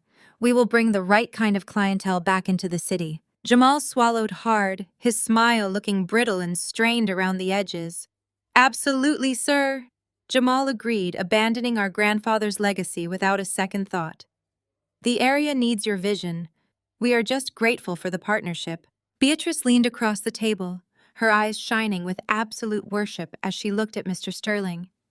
"We are the ones who should be thanking you, Charles. Jeremiah was always too stubborn for his own good. He held on to that dirt for decades while we scraped by. This alliance between our families is exactly what we needed to finally elevate ourselves." She did not even look at her husband sitting in the wheelchair right next to her. She spoke about him as if he were already dead and buried. But from my angle, I could see something they could not. My father's head was bowed, and his eyes were half closed, playing the part of the heavily sedated patient perfectly. But his hands resting on the arms of the wheelchair were not trembling. His fingers tapped a slow, steady, rhythmic beat against the leather armrest. He was sharp, he was lucid, and he was waiting for my signal. The string quartet suddenly stopped playing. A hush fell over the grand ballroom as the event coordinator tapped a spoon against a crystal glass. "Ladies and gentlemen," the coordinator announced over the microphone, "if I could please direct your attention to the head table. Mr. Charles Sterling would like to say a few words to honor our hosts tonight." The crowd of 300 elite guests turned their chairs, their applause polite and refined. Mr. Sterling stood up, buttoning his tailored jacket. He picked up his champagne flute and raised it high, flashing a brilliant, predatory smile at the room. "Thank you all for being here tonight." Mr. Sterling began, his voice booming effortlessly across the ballroom. "We are gathered to celebrate 40 years of marriage between Beatrice and Jeremiah Marcus, but we are also here to celebrate the future. Tonight marks the beginning of a beautiful new chapter. For too long, the potential of this great city has been held back by the past. But thanks to the forward thinking of my son-in-law Jamal, we have officially finalized a real estate acquisition that will change the face of downtown Atlanta forever." The crowd murmured their approval. Wealthy investors nodded to each other, already calculating their own profit margins. Chloe beamed, resting her head on Jamal's shoulder to create the perfect picture of a successful dynasty. Beatrice looked like she was about to cry tears of pure joy. "We are not just merging two companies tonight," Mr. Sterling declared, his voice rising to a triumphant crescendo. "We are merging two families. We are cleaning up the old to make way for the new. So please raise your glasses with me. To a wonderful real estate partnership, to prosperity, and to the unstoppable alliance of the Sterling and Marcus families." 300 crystal glasses went up in the air. Before a single drop of champagne could touch their lips, The heavy solid oak double doors at the main entrance of the grand ballroom did not just open. They were violently shoved apart with an explosive, deafening crash that echoed like a gunshot over the silent crowd. I stood framed in the archway of the grand ballroom. I was wearing a bespoke crimson power suit, a color chosen deliberately to command every ounce of attention in the room. I did not come alone. Flanking me were two of the most distinguished medical professionals in the country, Dr. Eris Thorne and Dr. Evelyn Vance, elite forensic psychiatrists who frequently testified in federal competency hearings. Directly behind them stood three men in sharp, unassuming dark suits. They did not look like private security guards. They possessed the cold, hyper-observant posture of federal agents because that is exactly what they were. The ballroom plunged into a dead, suffocating silence. 300 elite guests froze with their crystal flutes suspended in mid-air. At the head table, my mother dropped her glass entirely. It shattered against the polished marble floor, the sharp sound cutting through the heavy tension like a knife. Jamal recovered from his shock first, his face flushed with pure, unadulterated panic. He scrambled away from his seat next to the billionaire, nearly tripping over the edge of the stage as he rushed down the center aisle to intercept me. "What on earth are you doing?" Jamal hissed, stepping directly into my path. He tried to use his physical size to block the guests from seeing me. "I told security to keep you out of this building. You are not on the guest list. Turn around right now and leave before I have you arrested for trespassing." I did not even break my stride. I kept walking forward, forcing my brother to take hasty, awkward steps backward to avoid a collision. "I am not here to eat the overpriced salmon, Jamal," I replied, my voice carrying effortlessly across the silent room. "And you cannot arrest someone for crashing a party when they are accompanied by the United States Department of Justice." One of the federal agents behind me stepped forward just an inch. He subtly opened his tailored jacket, revealing a gold federal badge clipped to his belt. Jamal darted his eyes downward, saw the crest, and all the blood drained from his face. His mouth opened, but no sound came out. He backed away entirely, stumbling into an empty chair at a nearby table. I continued my march down the center aisle until I stood directly in front of the head table. My father sat in his wheelchair. His eyes were fully alert now. He gave me a barely perceptible nod. The mild sedative Jamal had forced on him had completely worn off exactly as we had planned. Charles Sterling was turning a deep shade of purple with rage. He was a man accustomed to absolute control, and I had just shattered his perfect public relations moment in front of his most important investors. He slammed his heavy fist down on the table, rattling the expensive silverware and making his daughter jump. "Who do you think you are?" Sterling roared, his voice echoing off the vaulted ceilings. "You do not just barge into a private, exclusive event and threaten my son-in-law. You are disturbing my daughter's family party. Get out of this room immediately, or I will personally see to it that you are dragged out in handcuffs." I looked at the billionaire developer. He was so incredibly confident in his wealth, so deeply accustomed to bending the entire world to his will. He truly believed his money made him invincible. "This is not your daughter's family, Mr. Sterling," I stated, my voice ringing out with crystal clear authority.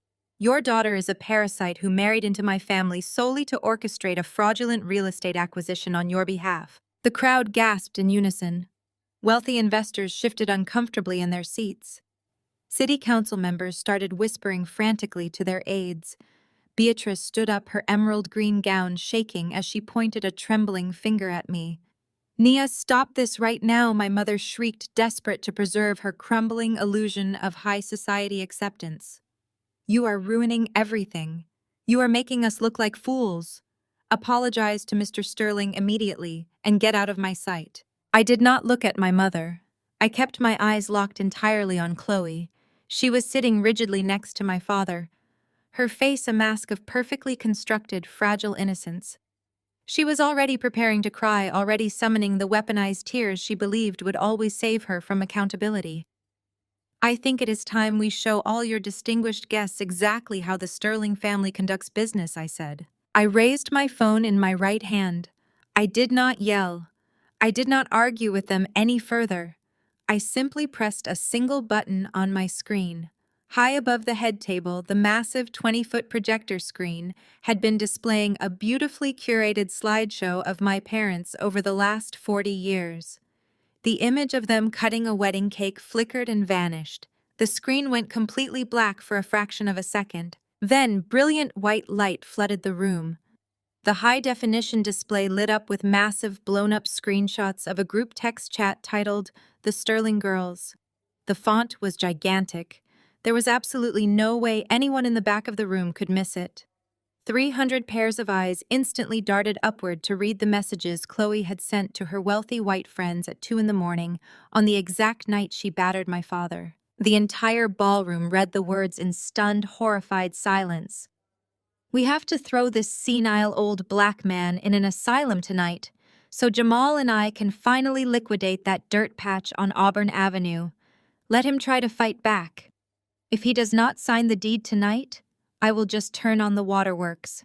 The police in the South will always believe a terrified, crying white woman over a big, angry black guy. The words hung over the room like a nuclear detonation. The absolute, undeniable proof of racial manipulation, premeditated medical fraud, and physical assault was glaring down at every politician, every real estate mogul, and every socialite who had just raised their glass to toast Chloe. The grand ballroom erupted into absolute pandemonium. The heavy, sophisticated silence that had defined the evening shattered into 1,000 jagged pieces. City council members and state senators practically leaped out of their velvet chairs, desperate to put physical distance between themselves and the head table.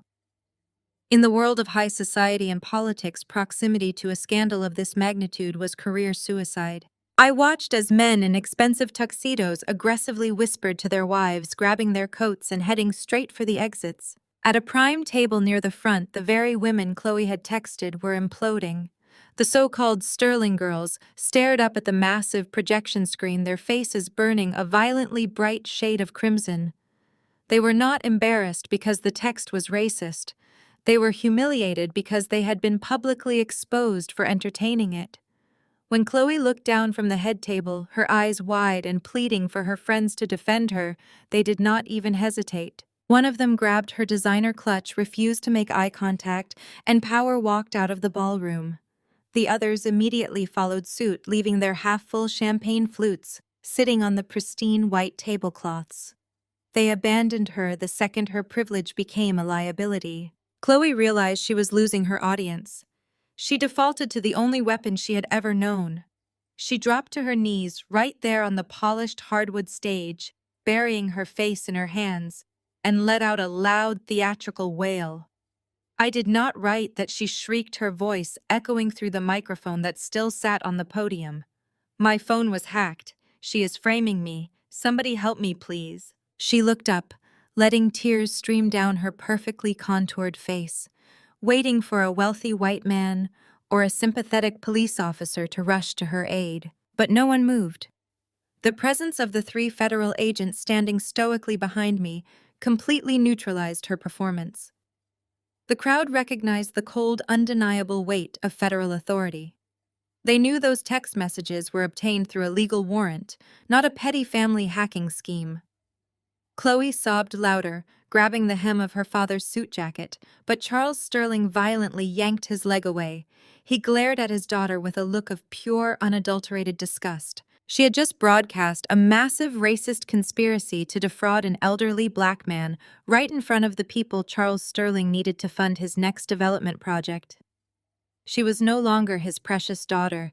She was a massive public relations disaster. Meanwhile, my mother was completely losing her mind. Beatrice scrambled away from my father's wheelchair, her emerald green gown tangling around her ankles as she sprinted toward the audio-visual control table in the corner of the room. "Turn it off!" she screamed at the terrified hotel technician. "Turn that screen off right now! Do you know who we are? Turn it off!" She started grabbing random cables and ripping them out of the soundboard, her flawless updo falling into a messy, frantic tangle around her face. But the projection screen remained brightly lit. My private intelligence team had locked the feed directly into the hotel's secure network. Beatrice could rip out every wire in that ballroom, and those damning words would still shine down on her ruined society debut. Jamal could not handle the collapse of his empire. The golden child who had spent his entire life being worshipped and protected by our mother completely snapped. The veins in his neck bulged against his tight collar as he jumped down from the elevated stage. He marched toward me, his fists clenched, his breathing heavy and erratic. "You are spreading fake news," Jamal bellowed, pointing a shaking finger directly at my face. "You manufactured this whole thing. This is a deep fake. You have always been jealous of me, Nia. You have always been bitter because Mom and Dad knew I was the one who was going to make this family rich. You are trying to ruin my life because you could never find a husband of your own to pull you out of the gutter." I stood my ground, my hands resting calmly at my sides. The two leading forensic psychiatrists stepped slightly to my left and right, casually creating a barrier between me and my out-of-control brother. Jamal realized he could not physically intimidate me, so he pivoted to the only thing he thought he still controlled: his stolen wealth.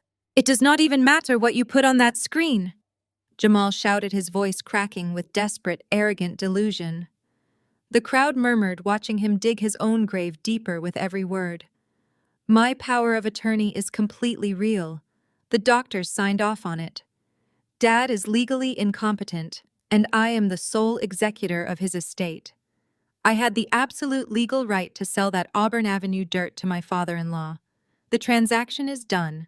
The money is in my account. You cannot undo a finalized real estate deal just because you threw a temper tantrum with a projector." Jamal turned to the crowd, opening his arms wide, trying to rally the remaining investors to his side. "It is perfectly legal business," he declared, sweat pouring down his forehead.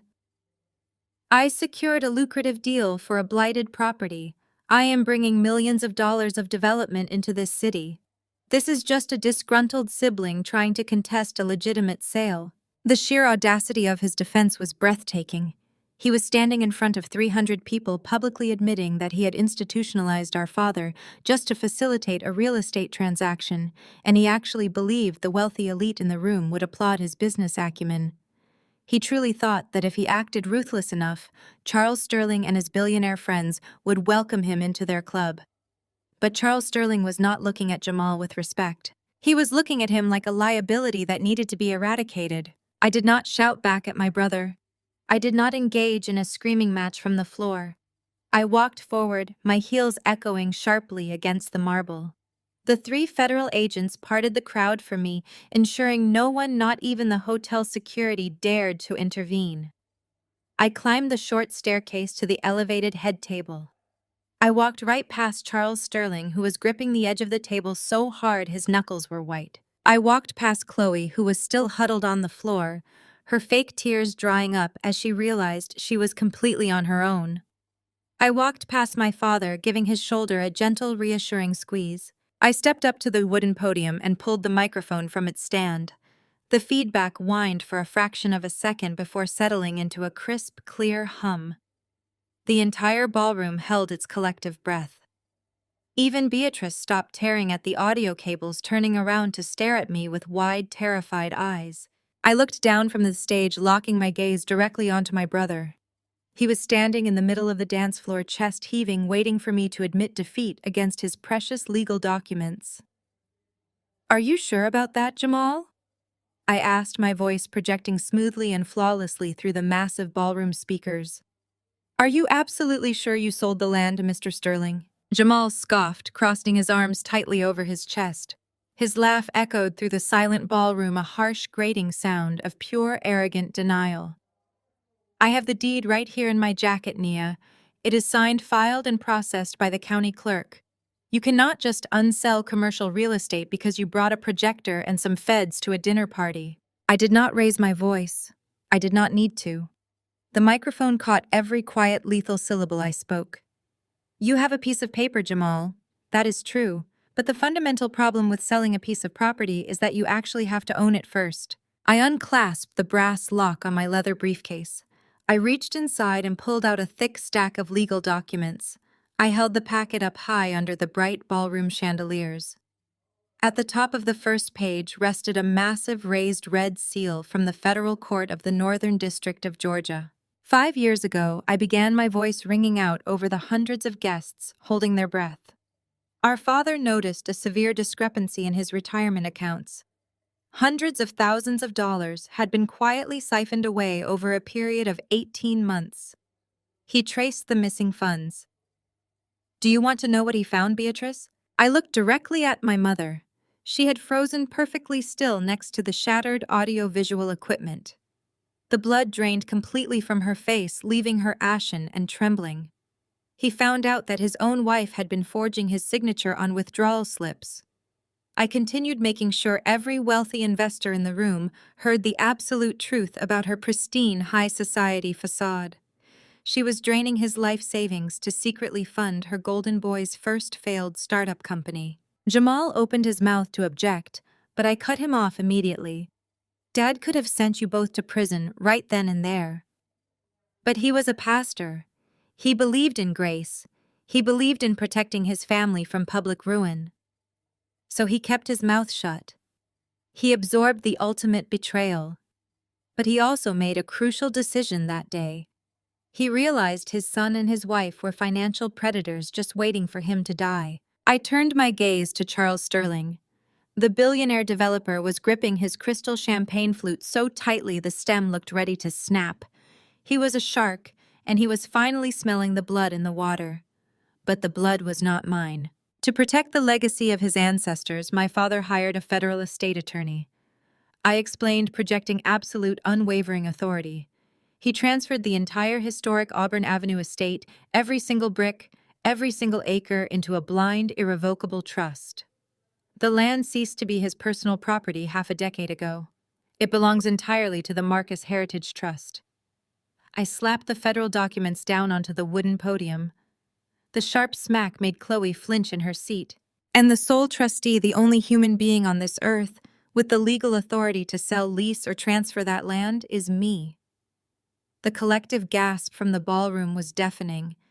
The realization slammed into the crowd like a tidal wave. I was not just a disgruntled sister crashing a family party. I was the absolute owner of the $15 million empire they had all gathered to celebrate stealing. "Your medical power of attorney only gave you control over Jeremiah Marcus's personal assets," I told my brother, watching his arrogant posture completely collapse. "But Jeremiah Marcus has not owned that land in 5 years.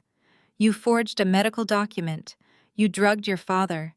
You allowed your wife to physically batter him. And you did it all to sign a quitclaim deed that is legally worth less than the napkins on these dinner tables." Jamal stumbled backward. He bumped into a chair, knocking over a silver candlestick. He looked at the documents on my podium, then looked at his hands as if they no longer belonged to him. "No," he whispered, shaking his head frantically. "No, the county clerk processed it. The system accepted the deed. The system accepts whatever paperwork is filed until the true title holder flags it for fraud." I corrected him sharply. "I flagged it the second you walked out of the hospital. The sale is void. The land remains exactly where it belongs." I turned my attention fully to Charles Sterling. The billionaire's face had turned an explosive shade of violet. His chest heaved beneath his tailored tuxedo. He did not care about the assault on my father. He did not care about the blatant racism his daughter displayed on the screen above us. He only cared about one thing: his money. "Mr. Sterling," I said, addressing him with mocking politeness, "you pride yourself on being a ruthless businessman. You surround yourself with high-priced corporate lawyers. Yet you let your entitlement blind you to basic due diligence. You wanted to steal Black-owned land so badly that you rushed a multi-million-dollar transaction in the middle of the night without running a deep title search. You trusted a desperate broke man who was playing dress-up in a rented suit." Sterling stood up so fast his heavy chair crashed backward onto the marble floor. He did not look at me. He turned his terrifying, predatory glare directly onto my brother. Jamal Sterling growled, his voice a low, dangerous rumble that sent shivers down the spines of the guests sitting nearby. "I wired a $2 million non-refundable deposit into your holding account to secure that deed. Where is my money?" Jamal looked like he was about to pass out. He opened his mouth, but only a pathetic, suffocated squeak came out. He looked at Chloe, desperate for his white wife to save him from her father's wrath. But Chloe was pressing herself as far back into her chair as possible, physically recoiling from the man she had just conspired with. "He does not have your money," Charles Burst announced, delivering the final devastating blow. "Jamal's software company has been completely bankrupt for 2 years. He has been dodging creditors and hiding from the IRS. The second your $2 million deposit hit his account yesterday, the automated debt collectors drained 40% of it just to cover his outstanding commercial loans." I stepped out from behind the podium, walking down the short stairs to stand on the main floor, closing the distance between me and my ruined brother. "And the rest of it?" I asked, raising an eyebrow at Jamal. "Well, he bought a $40,000 platinum Rolex watch to wear tonight. He paid off the lease on his imported sports car. And he wired a very generous $200,000 hush payment to an apartment complex in downtown Atlanta. An apartment complex currently occupied by a 22-year-old fitness instructor who has been keeping him very busy while Chloe was busy picking out new curtains." Chloe's head snapped up. Her fake tears were entirely gone, replaced by genuine, unadulterated shock. "You are sleeping with someone else," she shrieked, her voice echoing shrilly across the ballroom. "You stole my father's money to pay off a mistress." Jamal held his hands up in a desperate, pleading gesture. "Chloe, baby, listen to me. I can explain. She means nothing to me." "Shut up!" Charles Sterling roared, his voice thunderous. The billionaire marched around the table, grabbing Jamal roughly by the lapels of his expensive tuxedo. "I do not give a damn about your miserable marriage. I want my $2 million back right now, you pathetic fraud. I do not have it." Jamal sobbed, completely breaking down in front of 300 of the city's most elite residents. "The bank took it. I spent it. Please, Mr. Sterling, I can work it off. I can make it up to you." Charles Sterling shoved Jamal backward with such massive force that my brother crashed to his knees on the hardwood floor. The billionaire looked down at the man he had been calling his son-in-law just 20 minutes ago with a look of absolute lethal disgust. Charles Sterling stood towering over my brother, his chest heaving with rage. "You are nothing but a con artist." Sterling spat, his voice vibrating with pure venom. "I gave you that deposit because you promised me the keys to the kingdom. You told me you had the Marcus family wrapped around your finger. Instead, you are a broke, pathetic beggar playing dress-up with my money. I will have my lawyers tie you up in litigation for the rest of your natural life. You will not even be able to afford the cardboard box you sleep in." I watched my brother scramble backward on the polished hardwood floor, his expensive tuxedo jacket bunched up around his shoulders. He looked wildly around the room, begging for someone, anyone, to come to his defense. He looked at Beatrice, but our mother was frozen in terror, her hands covering her mouth as she watched her golden ticket to high society evaporate into thin air. He looked at Chloe, but his white wife had already turned her back, aggressively texting on her phone, undoubtedly contacting her own high-priced divorce attorneys. Finally, Jamal looked at me. His eyes were wide and frantic. "Nia," he choked out, his voice cracking into a pathetic whine. "Nia, please. You have to help me. If he sues me, I am ruined. The bank already took everything. You have the trust fund. You control the Auburn Avenue estate. Just lease him a piece of it. Just give him something so he backs off. We are family. You have to save me, too." I looked down at the man who had stood in a police precinct just days ago and allowed his wife to weaponize her white tears against our black father. I looked at the man who had bribed a corrupt doctor to declare his own flesh and blood legally incompetent just to steal a piece of generational wealth. "Save you," I repeated, letting the word echo through the silent ballroom. "The way you saved Dad when Chloe was swinging a baseball bat at his head. The way you saved me when Mom kicked me out of the house for choosing a state college over your prestigious private university because she decided she could only afford to pay one tuition." Jamal flinched, but I did not stop. I took another step down the stairs, towering over him just as Sterling had done. "You have spent your entire life believing you are the smartest person in the room, Jamal. You thought because you wore a tailored suit and learned how to code switch for wealthy white investors, you were untouchable. You thought your proximity to their whiteness made you one of them. but you are not a businessman. You are a terrible liability. And the funniest part is, I did not even have to lift a finger to destroy your company. You did that all by yourself. I walked over to the wooden podium and picked up a second sleek black folder. I casually flipped it open. "Let us take a trip down memory lane," I said, addressing not just Jamal, but the entire room of silent, captivated guests. 3 years ago, your highly publicized tech startup was on the brink of total collapse. You had burned through your initial seed money, throwing lavish parties and buying luxury cars you could not afford to impress your new in-laws. You were exactly 2 weeks away from declaring bankruptcy. But then a miracle happened, did it not? Jamal swallowed hard, his eyes darting to the folder in my hands. A cold sweat broke out across his forehead. A private equity firm stepped in. I continued my voice, perfectly steady and lethal. An anonymous investment group offered you a $2 million bailout package. It was your saving grace. It kept your doors open just long enough for you to marry Chloe and trick the Sterling family into believing you were a wealthy tech mogul instead of a failing fraud. Charles Sterling snapped his head toward me, his eyes narrowing as he realized the true depth of the deception he had bought into. "But that bailout money came with incredibly strict conditions," I said, pulling a heavily notarized contract from the folder. "The anonymous investors required a blanket lien on your entire life. You signed a contract stating that if you ever defaulted on your commercial loans, this private equity firm would immediately seize all of your personal and professional assets. Your bank accounts, your vehicles, any future inheritance, and every single dime of revenue you ever generated.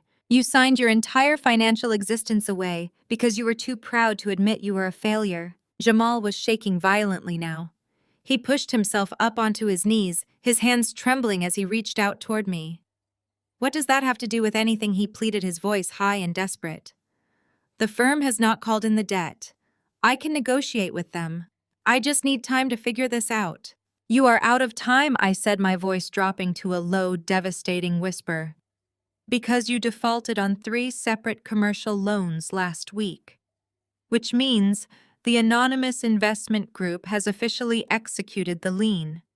They seized the $2 million deposit Mr. Sterling wired you yesterday. They seized the funds you tried to wire to your mistress in downtown Atlanta this morning. They own the clothes on your back." "Who is it?" Jamal screamed, his voice cracking with pure hysteria. "Who owns the firm? I will call them right now. I can make a deal." I took one final step forward, standing so close I could see the desperate tears welling in my brother's eyes. I looked him dead in the face and delivered the kill shot. "The private equity firm is called NM Holdings," I stated clearly, letting every single syllable land with absolute precision. "NM, Nia Marcus." The silence in the grand ballroom was absolute. You could have heard a pin drop on the marble floor. Jamal stopped breathing.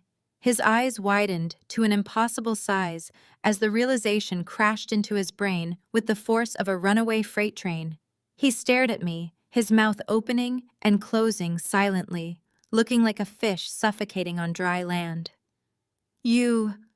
He finally gasped the word, barely a breath. "Me," I confirmed, smiling a cold, ruthless smile. "I was the anonymous investor Jamal. While you were busy playing a big shot, and Mom was busy telling all her high society friends that I was a bitter, broke civil rights lawyer, I was quietly building my own fortune. I took the massive settlements I won from suing corrupt police departments and racist corporations, and I invested them. I built an empire in the shadows while you were busy faking one in the spotlight. I own your debt. I own your fake company. I own you." Jamal let out a guttural, agonizing sound. It was the sound of a man watching his entire fabricated reality burn to ash. He collapsed forward, his hands slapping against the hardwood floor, his head bowed in absolute crushing defeat. He had spent his whole life looking down on me, treating me like an annoying, inferior obstacle, only to discover that I had been holding his leash the entire time. Beatrice finally broke out of her paralysis. She let out a piercing, horrified shriek and scrambled down from the head table. She practically threw herself onto the floor next to her ruined golden boy. "Nia, How could you do this? She wailed, her emerald gown pooling around her knees as she wrapped her arms around Jamal. He is your brother. You tricked him. You set him up to fail. You are a monster. I did not set him up to do anything, Mom, I replied, my voice echoing with unyielding authority. I gave him $2 million to build something real. He chose to squander it on a fake lifestyle. He chose to defraud his father-in-law. And he chose to try and institutionalize his own black father just to steal a piece of land to cover his debts to a white family. He built his own gallows. I just handed him the rope. Charles Sterling let out a harsh, barking laugh. He looked at Jamal groveling on the floor, then looked at me with a grudging, terrified respect. You are a ruthless woman, Ms. Marcus, the billionaire muttered, adjusting his tailored tuxedo jacket. But if you own his debt and you seized my $2 million deposit, I expect that money wired back into my account by Monday morning. I turned my sharp gaze onto the real estate tycoon. You will not be getting a single dime back, Mr. Sterling, I informed him cheerfully. Your $2 million was seized as a penalty for the emotional distress and medical trauma inflicted upon my father during an attempted robbery orchestrated by your entitled daughter. Consider it a heavily discounted settlement out of court. If you try to sue me for it, I will release the text messages currently projected on that screen to every major news outlet in the country. Your company's stock will plummet, and you will be federally investigated for attempting to aggressively gentrify a historic black neighborhood through fraudulent and racist means. Sterling opened his mouth to argue, but the sheer undeniable threat in my eyes silenced him completely. He knew he was beaten. He spun around, grabbed Chloe by the arm, and aggressively hauled her toward the exit, abandoning the Marcus family entirely. My mother sat on the floor, sobbing uncontrollably as she cradled Jamal's head. It is over, she cried, rocking him back and forth. Just let it be over, Nia. You took everything. Are you happy now? Are you finally satisfied? I looked down at the two people who had made my life a living nightmare, who had treated my father like disposable trash just for a taste of elite approval. I am not quite finished yet, I said, taking a deliberate step back. Because financial ruin is just the civil penalty. I turned my head slightly, giving a firm, silent nod to the three men standing in the shadows near the entrance of the ballroom. The three federal agents stepped forward in perfect unison. The distinct, terrifying sound of heavy metal unlatching echoed across the silent room as they pulled their steel handcuffs from their belts. The lead agent, a tall man with a remarkably calm demeanor, stepped directly past me and grabbed Jamal by the shoulder. He hauled my brother up from the hardwood floor with zero hesitation. Jamal Marcus, the agent, stated, his voice ringing with absolute authority. You are under arrest for federal wire fraud, extortion, and the financial exploitation of an elderly adult. You have the right to remain silent, which I highly suggest you use, considering you just confessed to a ballroom full of witnesses. Jamal thrashed against the agent's grip, his expensive tuxedo tearing at the shoulder seam. He looked wildly around the room, the reality of federal prison finally breaking through his arrogant delusion. Mom, he screamed, his voice cracking into a high pitch. Mom, do something. Call a lawyer. Tell them I did not mean it. But Beatrice was entirely paralyzed. She sat on the marble floor, her hands hovering in the air as she watched the cold steel cuffs snap shut around the wrists of her precious golden child. The elite society she had worshipped her entire life was now watching her son being processed like a common criminal. The second agent did not miss a beat. He bypassed the weeping mess of my brother and walked straight toward the head table. Chloe saw him coming. The color drained from her face, leaving her a ghostly white. She instantly defaulted to her ultimate weapon. She dropped to the floor, wrapped her arms around her knees, and began to sob violently, hyperventilating as she tried to summon the same fragile victim persona that had worked so flawlessly at the police precinct. Please, Chloe wailed, looking up at the federal agent through a cascade of blonde hair and tears. I did not do anything. He forced me. Jamal made me do it. I was so scared of him. Daddy, please help me. They are trying to hurt me. The federal agent did not flinch. He did not offer her a cup of water. He did not offer her a blanket.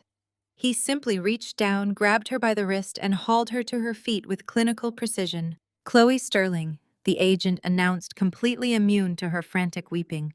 You are under arrest for perjury, filing a false police report, and conspiracy to commit real estate fraud. Chloe thrashed wildly, her sheer silver dress snagging on the edge of a chair. Daddy, she shrieked, reaching her hand out toward Charles Sterling. Do not let them take me. Tell them who you are. Tell them to stop. Charles Sterling stood perfectly still. He looked at his daughter, the daughter who had just publicly humiliated him, defrauded his company, and dragged his billionaire name into a federal civil rights conspiracy. He adjusted his silk tie and took a very deliberate step backward, creating a massive physical distance between himself and the crime scene. You are on your own, Chloe Sterling said, his voice dropping into a glacial, unforgiving tone. I will not have federal agents looking into my development firm because you were too stupid to cover your tracks. Do not call my lawyers. I am officially cutting you off. Chloe stopped crying. The manufactured tears dried up instantly as the absolute finality of her father's words struck her. She was not a Sterling anymore. She was a liability. The agent snapped the cuffs around her wrists, her diamond bracelets clinking against the cheap metal. Beatrice finally found her voice. It was a guttural, agonizing sound that ripped from her throat as she scrambled across the floor, clutching at the legs of the federal agents. You cannot take him, Beatrice sobbed. Her emerald gown ruined, her perfect updo completely destroyed. He is a good boy. He is going to be a millionaire. He is my son.